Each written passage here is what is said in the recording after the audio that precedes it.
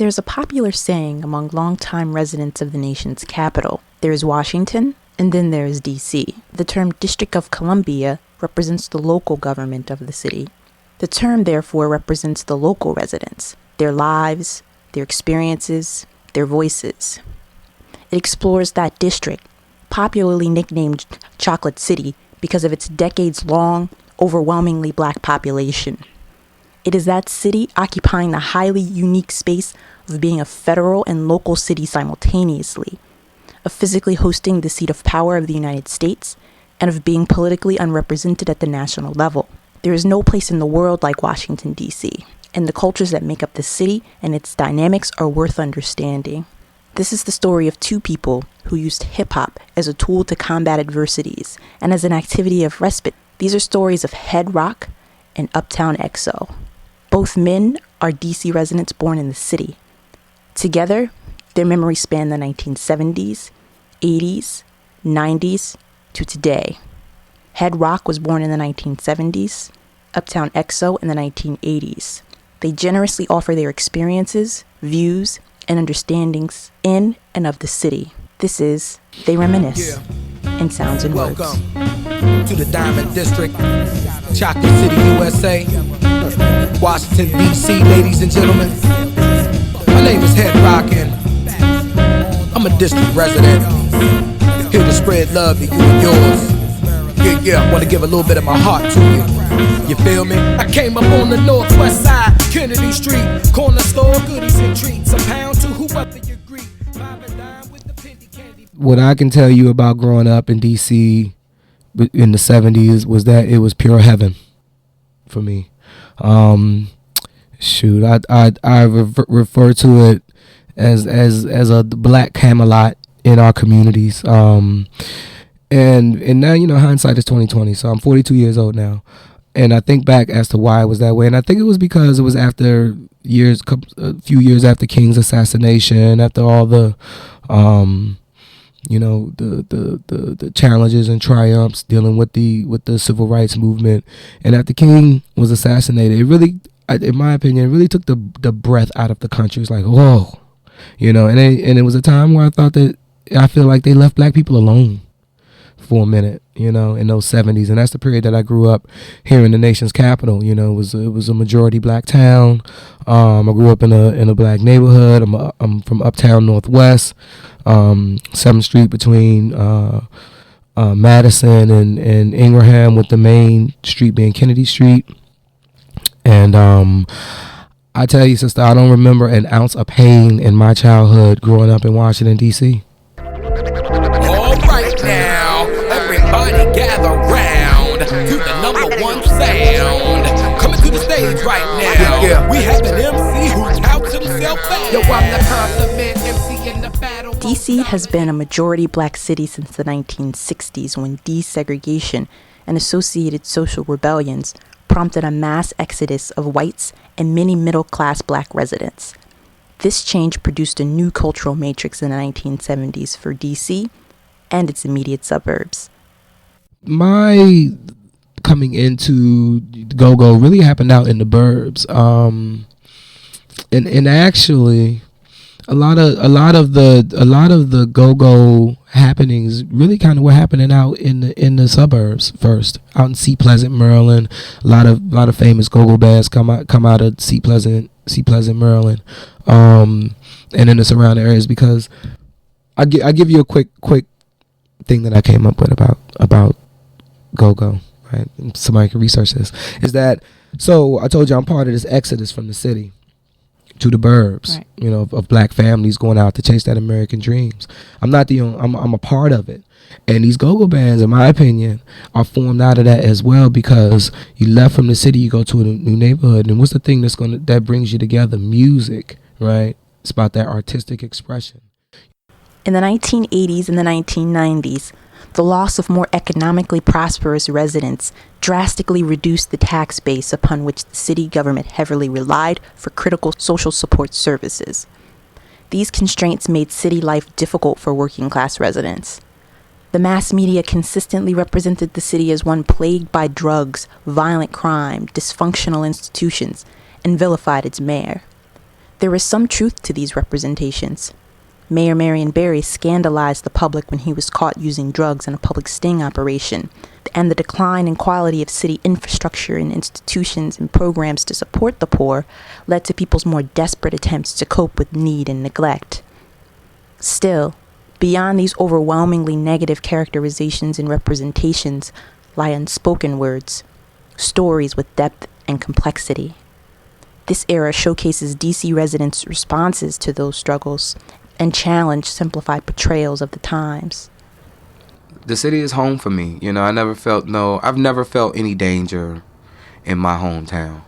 No matter where I go, no matter where I went. That's the stereotype, of DC, stay out of certain neighborhoods and things like that. And I knew it, but at the same time, I didn't necessarily know where those neighborhoods were. So I'd find myself in those neighborhoods, come to find out later. But I never felt preyed upon in my hometown. Nothing but love.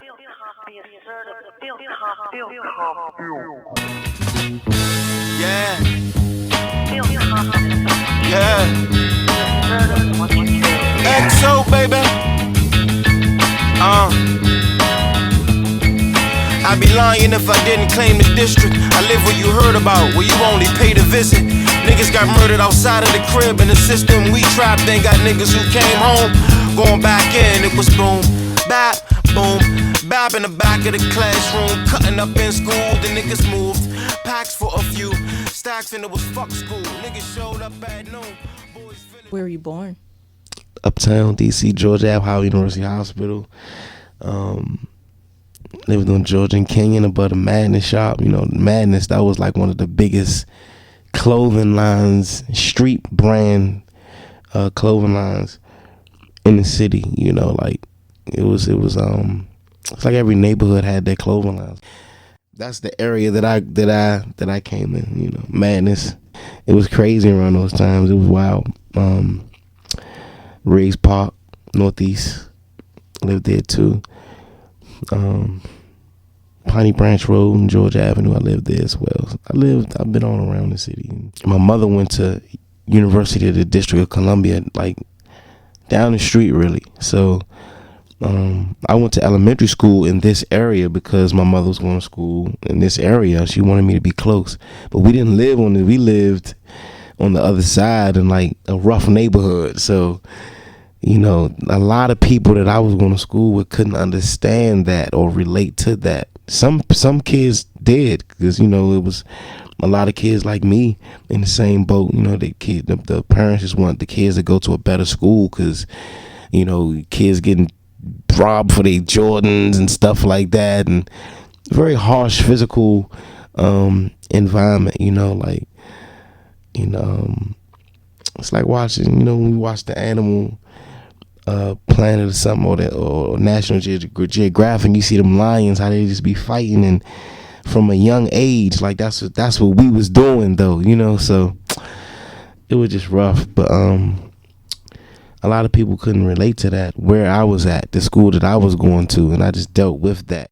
Like my neighborhood was crazy. Like dudes, if you wasn't from around the neighborhood, like we would go in your pockets. Like if we didn't recognize you, you couldn't come around our neighborhood. Like you couldn't just bring your homie to the neighborhood and say, yo, this is my friend, we gonna spend the night. You remember that? Like it wasn't like that. Like in certain neighborhoods, like you couldn't just bring your homie around and yo, he may get beat up or something, you know what I'm saying, or robbed. Really, even back then as kids, like looking back, we was doing crazy stuff. We would on a daily basis, we would just do bad stuff. You know what I'm saying? Where we gonna steal from today? We just go on missions. We call them missions. 574s and 991s. My first word was young. Uptown where I'm from. Custom made Madness shirt. It's a 1-to-1. Red like mumbo sauce from Jerry Yums. Niggas with the dreads now. When I was in school, since I was going to school with a different type of energy,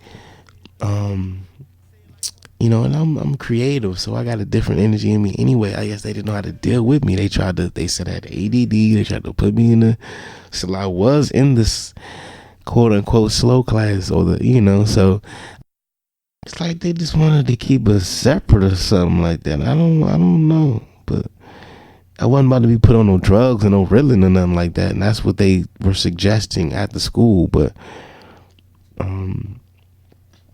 I guess they just didn't know how to deal with us, you know. When you say they, who are you? Who comes to mind? The administrators, like, they had a meeting. They called my parents and had a meeting with them. Like, we think your son has ADD and we suggest him getting on Ritalin. They did that. And then they pulled me out of class. I guess I was just too disruptive or something like that. Or I don't know. My other teacher, she was a young Jewish woman as well. I guess they didn't know how to deal with me, and the options that they were aware of was, oh, maybe he has this, and da da da da da. That's where their intelligence was limited to. That right there. They couldn't see outside of that as far as what other skills can be applied to, you know, help this kid. You know what I'm saying? Instead of just, yo, take this medicine, shut up. You know what I mean? Shimmy, yo, shimmy, yay. God gave me life, they try and take it away. I say, shimmy, shimmy, y'all, shimmy, yo, shimmy, yay. Life's a bitch, but I don't want a date with the grave. Growing up, my hood was jail, school was the mess hall. Getting off the bus, the driver saying, God bless y'all. She knew we be going through it. Free bus tokens, praying that we all get through this. Free lunch rolling, out after we grub. Are we taking advances made by the street? So you asked me about my experience. There's my experience, but then there's the stereotype and the things that were going on in the news, that the news was pumping up and, you know, making DC, you know, the murder capital, you know, in the 80s and then the 90s. You know, it dealt with the challenges of what was happening with Marion Barry. He was the mayor of DC in the 90s. So the picture that was being painted is this great, you know, negative image of this city that I lived in and dwelled in, and I had no problems with, you know. Yeah. So do you think that was grounded in something, or was that really just, you think, media hype? It always is media hype, you know. It always is media hype for black people, you know, black people, non-white people, or poor white people. Yeah, you know, DC's a special place. It's Chocolate City. It's a majority black town, you know, and you know, not fully vested in democracy, and people want to see us fail. People sabotage us, you know. This, not people, let me be specific. This society, the American society, the white supremacy founded American society, because that's what it is. It's founded on white supremacy, genocide of the natives, enslavement of the Africans. It never has been compassionate towards us. You know, we've had to fight for everything, you know, tooth and nail every step of the way, and we ended up with this place called DC. Black people are being sabotaged. You know, affordable housing. You know, the wiping out of affordable housing is only for one purpose, and that's to get black folks out of the city. The closing down of our schools is only for one purpose. You know, the debates, I almost can't stand the debates. It's only for one reason: to disenfranchise black kids from going to school. You know, that started with integration. You know, folks complain about the condition of the high schools. Well, the high schools ain't been fixed since the 60s. When the integration happened. That means that for 30, 40 years, no work was done on a building with tens of thousands of kids have attended. Why not? You know, it wasn't like that before. You know, why not? Because inherently the decision to help black people in America, it's a hard decision to make. DC is the last plantation in the nation, legalized plantation in the nation. The capital, I'll put this back on, you know, whoever's reading. You know, how is it that the capital of the United States of America, 600,000 citizens, are not fully vested in the democratic process? How is it? Are you kidding me? Wow. That's humongous to me. And then nobody, the overarching society isn't even aware of it, and doesn't even care about it. And why?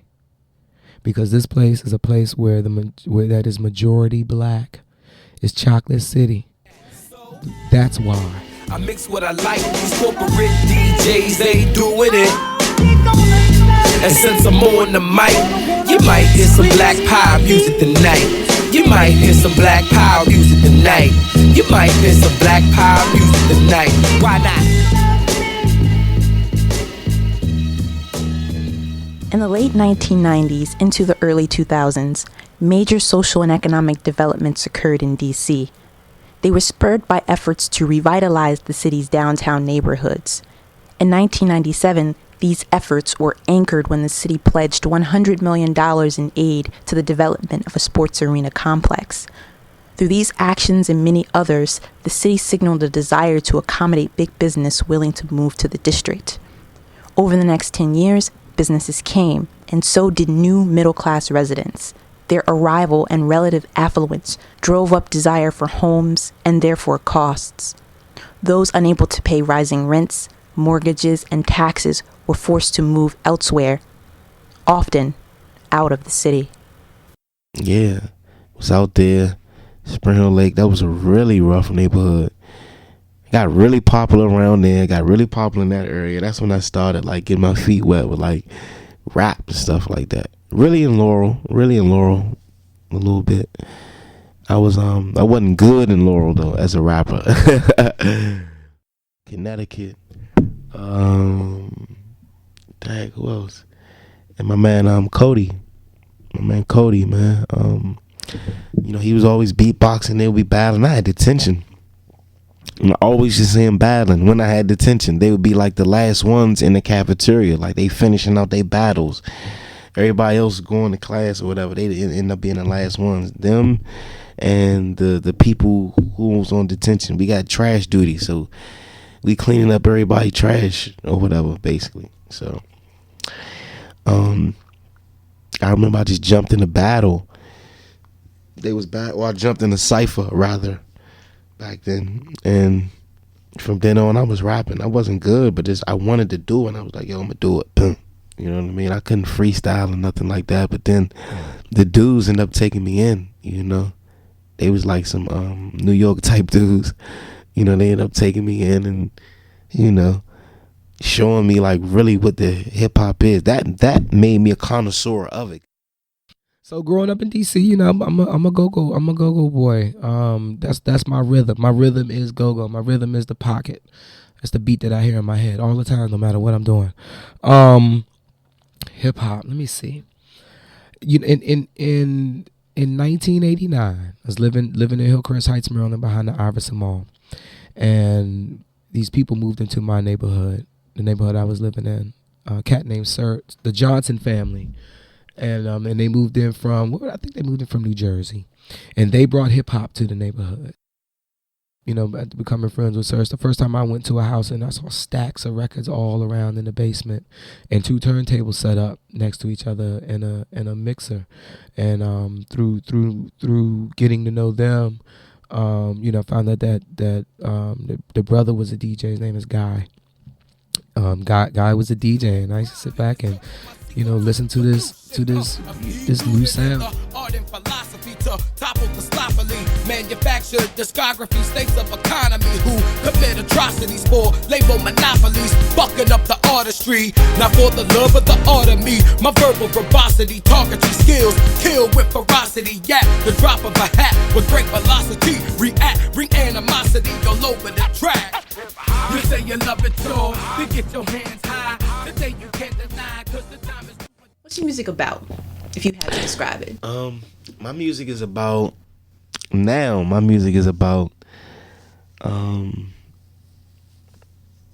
just evolving and pushing the limits and moving forward, going forward. That's what my music is about. I keep coming back to the same theme of your music's relationship to DC because it's such a strong one. So you can't listen to any album without really hearing somebody talk about this city. Why is that? We don't have anybody that is out there that's from DC to talk about it in a way that I can, and that's why since I know that, I just talk about it. And because nobody out there that can, to really say these things from my perspective. I feel the need to preserve DC culture and preserve it through just talking about the moments in time in music, and it's like documented, archived in a sense in my catalog. You know. My last question. Okay. Is the Black Camelot gone in DC? Black Camelot, interesting. Is it gone? Not if I got something to do with it. You know, nah. I refuse to give up. You know, we black rock star superheroes down here, and Chocolate City rocks, and I let folks know black love is back. That's what I holler at my mouth. I do everything in my ability to empower my people. You know, I say Chocolate City, folks say it ain't chocolate no more. I tell the folks, I say, watch your mouth. Don't you say that, you know, because the word is powerful, you know. Watch your mouth. It's still 50% black folks in there. It ain't 70%, but it's still 50. And if it's 49%, it's still the majority. You know, you got to claim yours, you know. And I challenge people on the fetus mentality. We getting our butts whipped. Yes, we are. We're getting our asses handed to us. Yes, we are. But the fight is not over. You know, and the fight is for our culture. Fuck your new apartment. I'm the crack on the sidewalk on Georgia Ave, a rose roof from concrete. I'm the laundry mat, the corner store, the epitome of the hood plus more. We from the capital, so we born to generate this shit. Still getting money with all this gentrification shit. I'm the face of the city, they ain't changing shit. And as you see, all my feet is intact. See, they lose control when the people react. They lose control when the people react.